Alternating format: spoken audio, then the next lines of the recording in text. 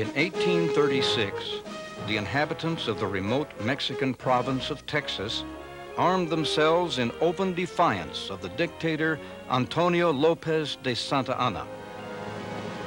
General Santa Anna personally led his army northward to crush the rebellion. He quickly surrounded William Barrett Travis and his men in the Alamo at San Antonio. Meanwhile, elected delegates from settlements across Texas gathered in the raw Brazos River town of Washington. There, in a rough, unfinished building, still without doors or windows, they assembled to establish a new constitutional government. In the face of the danger posed by Santa Anna's advancing armies, the Texians unanimously declared independence. The news from the express rider confirms our worst fears, Edward. You know, my brother is at the Alamo. Dr. Goodrich. Colonel Gray. The express rider just brought the news. Santa Anna is attacking San Antonio de Bejar. The express rider passed me on the way into town. The Texians have moved into the Alamo fort. What's the size of Santa Anna's forces? About 2,000 strong. And Santa Anna has sent word. He will give no quarter. No quarter? Your brother's there? If they're taken, every man is to be killed. Yes, even my brother. You know, there's talk of going to fight instead of keeping the convention. No, that would be disastrous. There's no government now. The provisional government? You could hardly call that a government, Dr. Goodrich. True. They're over at the tavern. The express rider's trying to get funds so he can ride on with the news. Don't have any money. Not even $1 for the express rider. I'm empowered to loan the government of Texas money, Dr. Goodrich, but first there must be a government.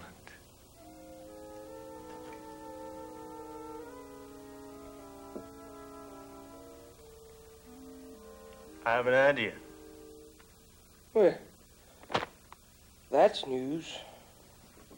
Let's send Governor Smith and his provisional government to lead the charge against Santa Anna. Mr. Collinsworth, I thought you led the charge last year. Collins's army was chased clear across the Rio Grande. Pray tell us, sir, how is it General Santa Anna is back with a new army? We just burnt his tail last year. This year we'll cut it off. And Mr. Potter, at least I did the chasing. It wasn't me that got run out of town for gambling. I thought Collinsworth was one of General Houston's men. Oh, that he is. And they are patriots. When it comes down to it, they are patriots. Wasn't Potter with the South Carolina Congress? No, he was in North Carolina, and Houston was governor of Tennessee. We've capable men here. From the sound of it, these Texians have the experience of government. Buenos días, mis amigos. Now, there's one with experience. A former governor of Mexico and an honorable man. Allow me to present myself. I am Lorenzo de Zavala. Senor de Zavala. May I please acquaint you with Colonel William Fairfax Gray of Virginia. Colonel Gray has come to us with an offer of a loan to help us fight this Gothic monster who would deprive us of our democracy. Santa Anna cannot run long. We are in need of men like you. The powers of the old families will eventually bring him down. But for now, we must fight. But first, there must be a government with power. You understand these things. I am afraid that the provisional government has been a poor attempt at power. General Houston's here. A scoop of whiskey for General Houston. Well. Well, Lieutenant Conrad, what brings you to Washington town? Sir, after you left Refugio, the boys elected me to come up here and make sure the new government remembered to pay its soldiers. You have my sympathies there, Lieutenant. Thanks. What news of the Alamo, sir? An express from Colonel Travis came yesterday. He sustained continual bombardment and cannonade for 24 hours and has not lost a man. Santa Anna's demanded a surrender. Otherwise, the garrison will be put to the sword. He answered with a cannon shot. Damn it! He's locked up in that fort and he can't move around. I ordered Travis to blow up the Alamo and to leave. He's determined not to retreat or surrender. Hey, boys, toast to independence. To independence, sir.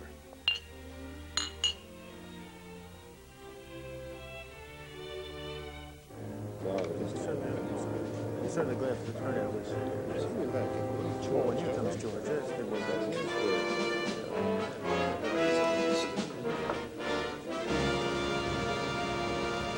Gentlemen, the afternoon session will come to order. Has the Credentials Committee determined whether we have a quorum? Thank you, Mr. Parmer. Yes, we have 41 delegates present, representing 21 of 22 recognized municipalities. This gives us sufficient representation to organize a free government. Mr. President, we have a quorum. Acceptance of the report has been moved. Is there a second? Second. All in favor? Aye. The report of the Credentials Committee is approved. I move that this convention proceed to the election of a permanent president. I second. Is the convention resolved to elect a permanent president? Mr. Chairman, I should like to nominate Richard Ellis, delegate representing Pecan Point, to the presidency. Mr. Ellis has been nominated. As many as are of the opinion that Mr. Ellis serve as president, say aye. Aye. As many as are of the contrary opinion, say no. Mr. Ellis has been unanimously elected president of the convention.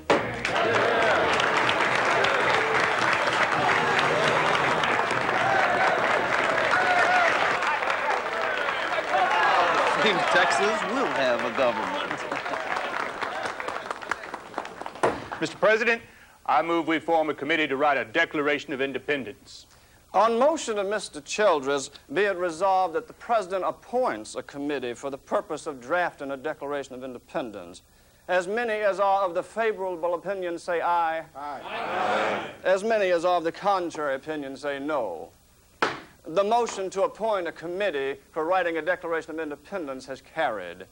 I would now like to call upon Mr. Childress of Milam, Mr. Gaines of Sabine, Mr. Conrad of Refugio, Mr. McKinney of Red River Country, and Mr. Hardeman of Matagorda to serve on this committee. Come on. You ordinarily bird this morning, Colonel Gray. Good morning, sir.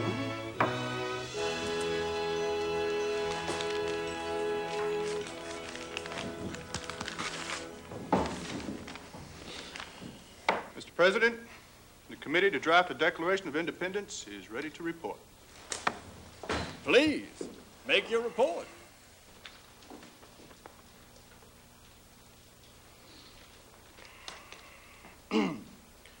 When a government has ceased to protect the lives, liberty, and property of the people from whom its legitimate powers are derived, and for the advancement of whose happiness it was instituted, and so far from being a guarantee, we do hereby resolve and declare that our political connection with the Mexican nation has forever ended, and that the people of Texas do now constitute a free, sovereign, and independent republic. I move the report of this committee be received. Second. As many as are of the opinion that the Declaration of Independence be received, say aye. Aye. Mr. President, I offer this amendment to the document, the unanimous Declaration of Independence, made by the delegates of the people of Texas at General Convention at the town of Washington on the 2nd day of March, 1836. As many as are of the opinion, say aye. Aye. Will the Secretary prepare the declaration for signatures? It has too many errors. Gentlemen, Mr. Kimball reports that the document will have to be rewritten in order to produce a good copy. Can it be done tonight? Yes, we can have it for tomorrow. It will be ready in the morning. A constitution! An independent republic needs a proper constitution. Mr. Potter, please, sir. These are the halls of government. A proper motion, sir. I request a proper motion. You only know one motion, Collinsworth. Gentlemen, order. Now be it resolved that the President appoints a committee consisting of one member from each municipality with the purpose of writing a constitution for the independent Republic of Texas. I have an express from Colonel Travis to General Houston.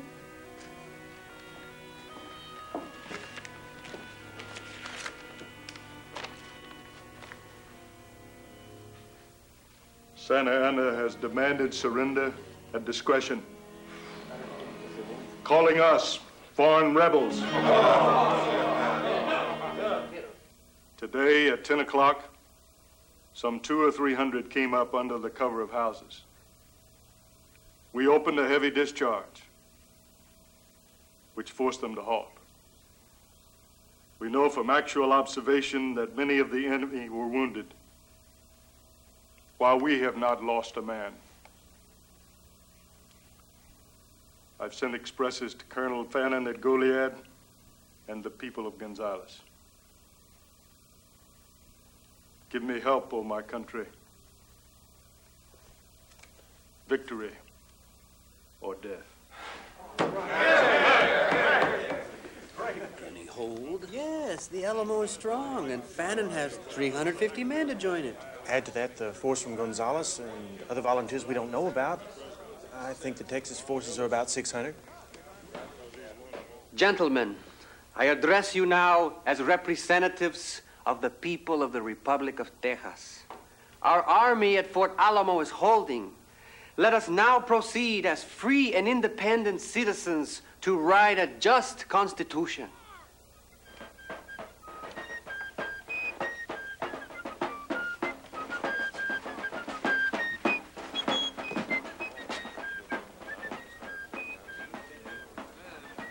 Well, Colonel Rusk. Colonel Gray, what news? Well, the delegates are beginning to sign the document. So soon? Mr. Childress brought a copy of the Declaration in his saddlebag. Well, welcome to the capital city of the independent Republic of Texas. Rare place to house the seat of government. A speech from our Commander-in-Chief of the Army. Swiftly these first few days. Yes, but we must sustain the pace. There is still much peril ahead. We need a steady hand if we are to survive. It pains me that Judge Burnett is not here.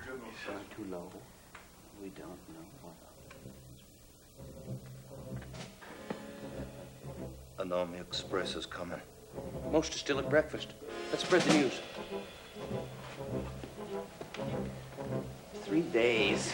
3 days without news? Oh, surely they have held 3 days.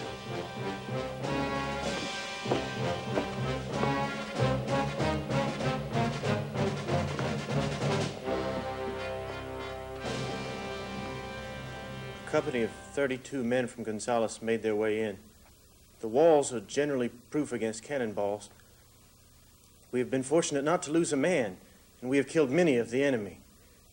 Colonel Fannin is said to be on the march to this place, but I fear it is not true. I have repeatedly sent to him for aid without receiving any. A blood-red banner waves from the church at Behar and another in the camp above us, in token that the war is one of vengeance against rebels. No! Mr. President, I move this convention immediately adjourn, arm ourselves, and march to the relief of the Alamo. Mr. Potter's motion is madness! Madness! We must go to their aid. The army is disorganized. We don't have a government. Gentlemen, if we do not put together a government here today, if we do not establish a central authority, all is lost. My brother's at the Alamo, and I am here. We are each doing what we can for our suffering country. Stay and put together a government to lead us through these perilous times. We don't even have the funds to purchase guns. And who's going to give them? Colonel Rusk is correct in his statement. The Army is disorganized. My duty is at the front. If mortal power can avail, I'll relieve Colonel Travis and his men at the Alamo.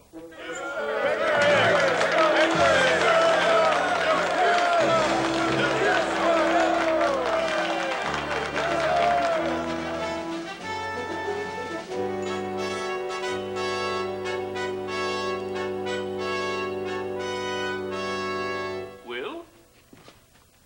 Robert, you're writing as usual, I see.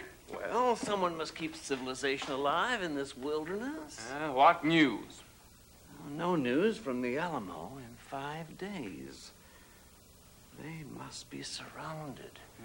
All communication must be cut off. Well, what about our business? Not well either. Collinsworth has spoken favorably for our loan, but a great selfishness exists. With an enemy army on the doorstep and no operating funds. Well, some say that the terms of the loan are bad. Some say that I'm a spy. Who are you a spy for, Will? The banks of Washington City? Well, to national faith and to credit, these men are insensible. Besides Collinsworth, is there no support? Yes, Senor de Zavala. He thinks the terms are too low. That's him sitting over there. He's a very ambitious man. What's he ambitious for? Well, he thinks that when Santa Anna has run his course, he will be the next president of Mexico. Colonel Gray. Colonel Rusk, my business partner, Robert Triplett. Sir? Colonel Gray, Mr. Triplett. Sir. Senor, your partner has just arrived. Judge David Burnett? Yes. I intend to persuade him to run for president of the odd interim government. My friend, you are welcome. You are welcome indeed. It's extraordinary. Mr. Collinsworth just asked me to run for president, and I'm not yet dismounted from a horse. We are in a crisis, Judge. There are those present who would see us defeated for the sake of land greed. Colonel Rusk, do you think the sentiment has turned against the land grants for the soldier? We are in desperate straits. Our only hope is to attract volunteers from the United States. Well, some may come just to fight the monster, but they'll expect to be paid. Most will expect to be paid in land. With no money, land is the only resource of a new government. It's the only payment for the soldiers. One can hardly refuse the military in circumstances such as these. Have you been able to influence him? Well, for now, I've been helping keep the records. Yes, they don't seem to be willing to discuss the loan. Yeah. Men with halters about their necks are not in humor to talk about loans. 9 days, still no word from the Alamo. Yeah, I'm sure Houston and Fannin must have gone to their aid. We should have heard from Houston by now. Well, maybe today.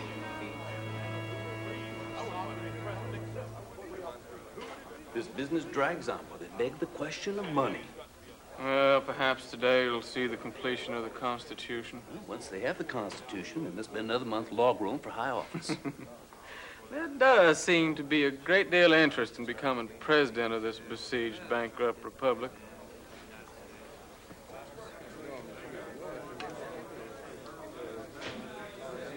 I have a letter for James Collinsworth from General Houston, sir.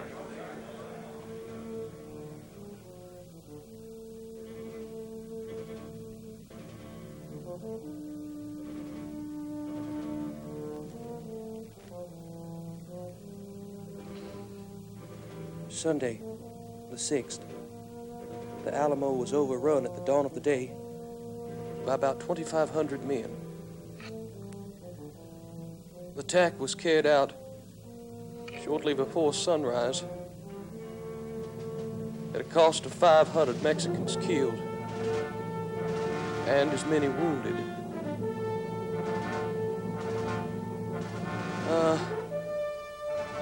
Colonel Travis had only 150 effective men out of a force of 187. 7 were left when the fighting ended,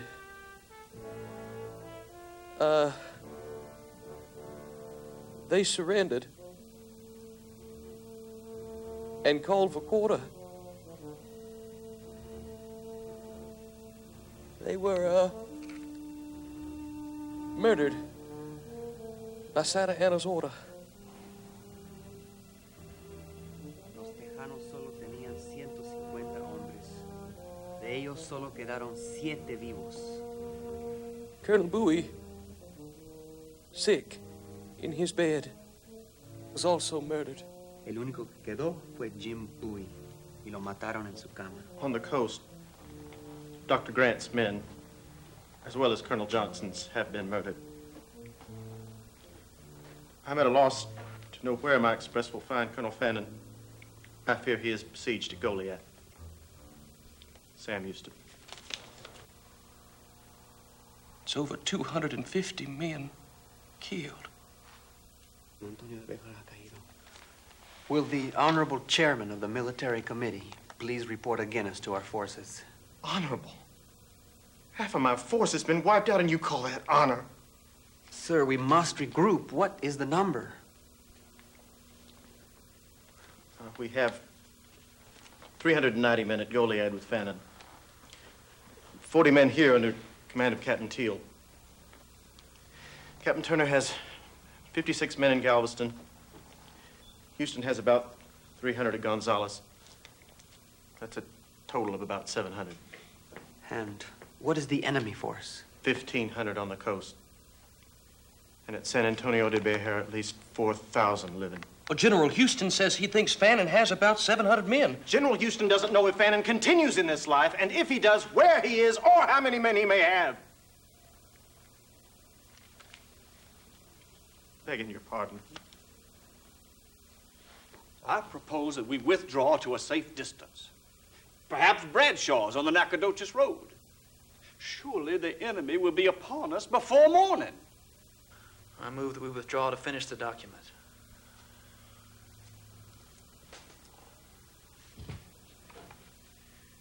Gentlemen, let us take a scoop of whiskey. I move we adjourn until tomorrow morning at 9 a.m. Captain Teal, take your men and go to General Houston's aid at Gonzales. Tonight, before you go, set patrols out on the Gonzales Road. We must expect the enemy to be headed our way.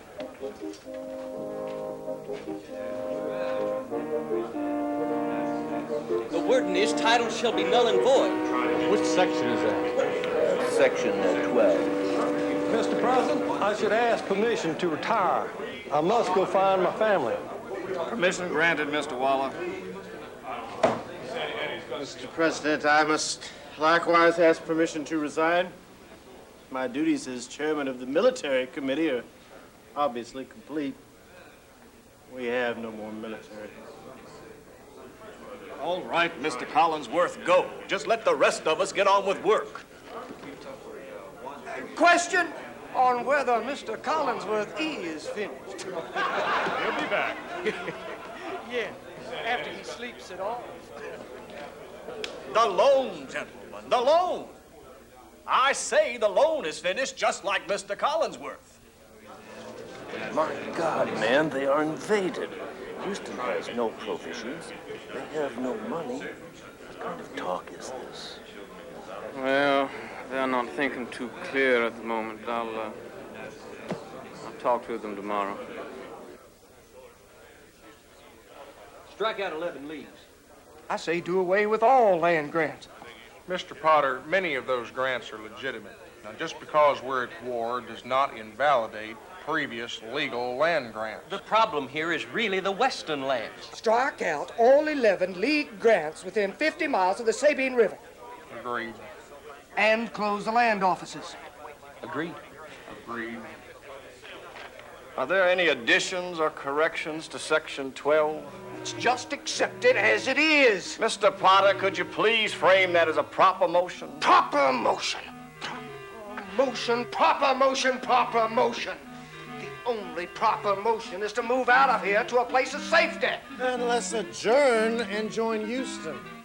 Is that a motion to adjourn? Maybe. Follow parliamentary procedure, Mr. Collinsworth. I shall start carving.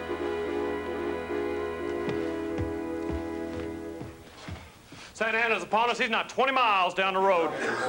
Gentlemen, I propose that we adopt the Constitution and at least go to battle as a duly constituted republic. False alarm. But I heard the spies. They were speaking Spanish. They were herdsmen, local people, not soldiers. Gentlemen, let us proceed to the election of an odd interim government.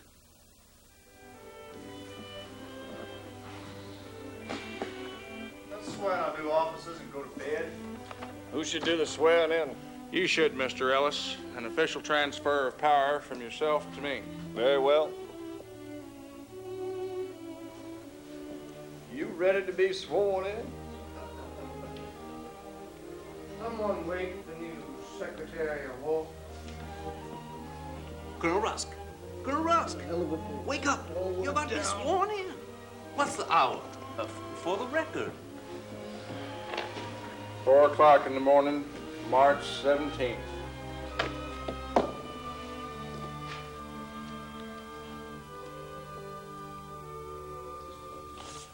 The date on the Constitution is March 16. Well, I mean, today is the 17th, isn't it? Mr. Triplett, they adopted this document in the early morning hours today. That's true.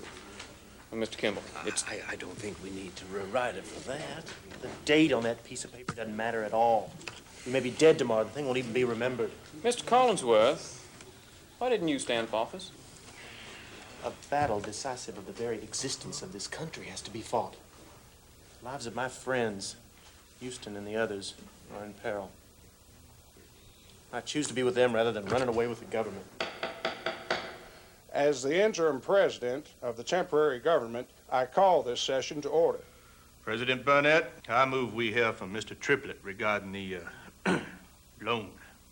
Mr. Triplett. Mr. President, honorable gentlemen, I am not empowered to speak for the banks, but the terms that we offer you are not hard. They are standard. You could expect to pay these rates at any large Eastern bank. Now, Colonel Gray and I are at your service, and I thank you. Let's leave this matter in the hands of the temporary government. Yeah. Mr. Everett, would you consult with Mr. Kimball and phrase that as a formal motion? That's not a decision. Mr. President, Blink the question. I would like to recall my motion, which has been tabled these past 3 days.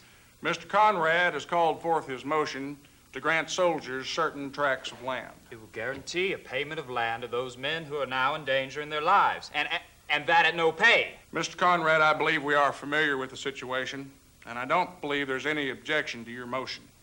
I call the question. As many as are of the favorable opinion, say aye. Aye. As many as are of the contrary opinion, say nay. Motion passes. The chair will now entertain a motion to adjourn. Shouldn't we set a date for any unfinished business? Mr. Triplett, our business may very well be finished. Sam Houston finally met and defeated Santa Anna at the Battle of San Jacinto. 6 months later, he was elected the first president of the new republic. James W. Collinsworth fought at San Jacinto as Houston's aide. He committed suicide in 1838 while a candidate for the presidency of Texas. Robert Potter served as Secretary of the Navy in the interim government and later as a Texas senator. He was murdered on March 2nd, 1842. Herbert S. Kimball returned to Tennessee and had the Constitution printed in a Nashville newspaper. He never came back to Texas. Edward Conrad was sent to New Orleans on recruiting duty. A land grant program in 1837 fulfilled his pledge for soldiers' pay. William F. Gray and Robert Triplett failed in their loan offer. Triplett returned to Kentucky, and Gray settled in Houston. David G. Burnett barely escaped capture by Santa Anna's troops just before San Jacinto. He held the new republic together until the official government was elected. Done in convention at Washington on the 17th of March, the year of our Lord, 1836, the first year of the independence of the Republic of Texas.